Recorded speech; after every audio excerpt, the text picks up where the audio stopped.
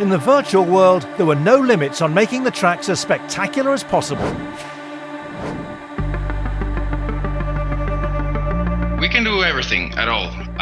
It's great because we don't have physics restraining us, we don't have safety issues, we don't have problems. So as much as we want to keep it as realistic as possible and believable, we can do anything we want. So what we did in Proptown, for example, this was something we could never do in a real town. We will never get the permission to make a 60-meter high tower where the drones can dive through. We will never get this permission to have these big ramps somewhere in the middle of the city, which are 100 meters high. But in the virtual world, we can do that.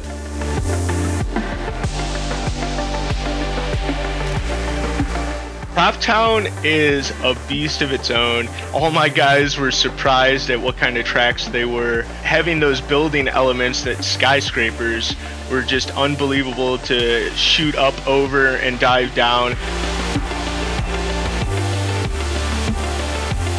These tracks were bigger than we've ever seen, and they had some crazy obstacles where you really had to take and carry as much momentum as you possibly could.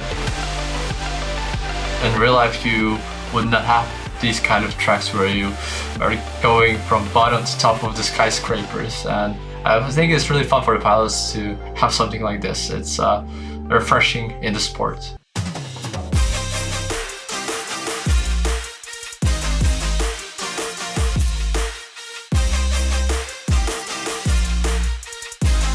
You basically have no limits to where you can put gates, versus like IRL, you can't really just put a gate on top of a building.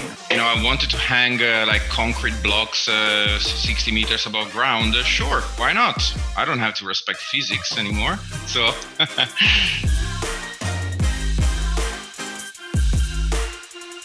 Our DNA is definitely, we want to do real races and online races, where you have the chance to be the world champion with the same skills in the online world, in the virtual world, as in the real world.